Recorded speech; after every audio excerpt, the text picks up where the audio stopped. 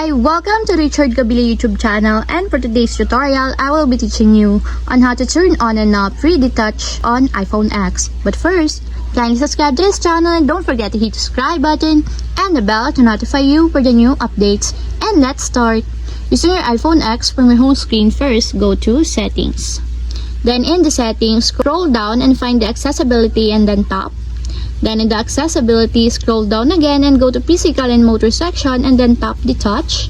Then in this part in the touch, tap and find the 3D and haptic touch.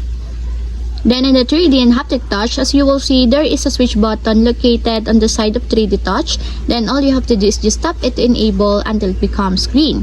When the 3D touch is enabled, you can press the display to reveal content previews, actions, and contextual menus.